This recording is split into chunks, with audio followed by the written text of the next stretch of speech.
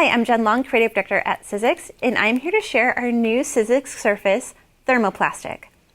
This is a heat moldable surface that you can die cut and emboss.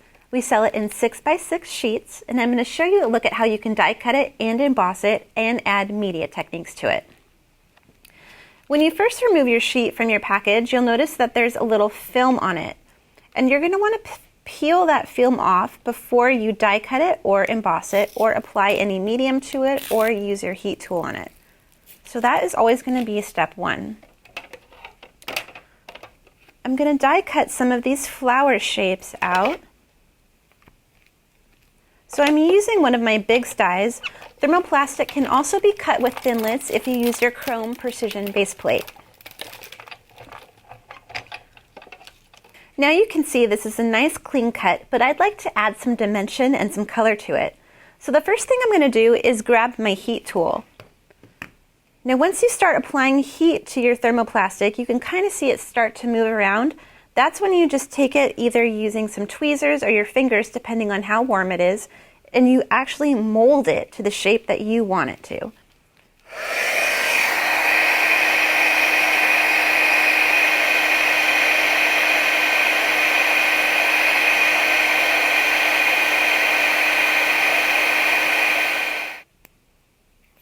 As the thermoplastic begins to cool off, it will harden and take form. What's really cool about this material is that if you make a mistake and you want to remold it, all you have to do is simply apply heat and it will heal itself and go back to its original shape.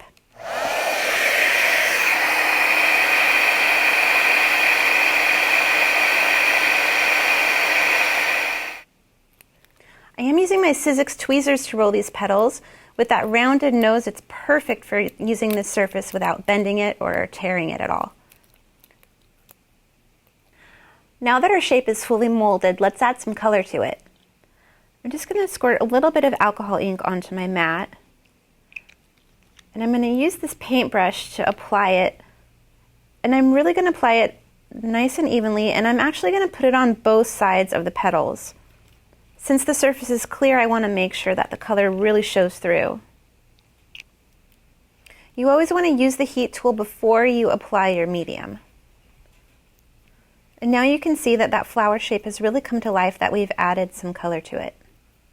Just going to set that aside and let it dry.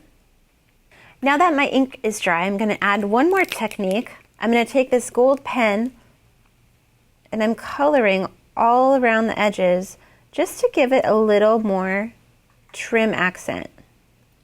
You can really see how this thermoplastic works quite nicely with all sorts of multimedia techniques. That gold trim has really just made my edges pop up. So now I am going to put my flower together and adhere it to the front of my little notebook. I have a larger scale version, which I previously completed, and I'm going to hot glue that right into the middle. And now I'm going to layer up this smaller petal shape that we just created. And for a final touch, I'm going to stick this jewel bead right in the middle. And you can see how that surface just creates a really interesting dynamic die cut with a nice new material. Now let's take a look at how thermoplastic works with embossing. It specifically works great with 3D embossing. To prep your thermoplastic before you emboss, you are going to apply heat using a heat tool. You're going to get it all over coverage before you put it into your embossing folder. You want to apply heat to both sides of the piece of thermoplastic. When it starts to shrivel and move around a little bit, you know you're close to being ready to put it in the embossing folder.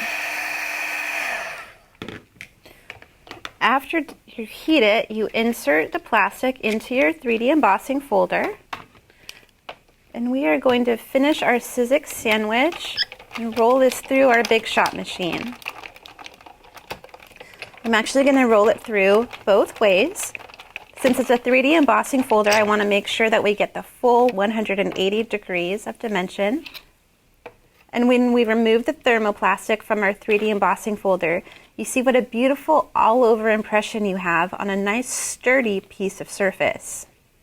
Now again, If you feel like you've messed up and you want to start over, all you have to do is apply more heat and you'll see how this goes back to close to its original form.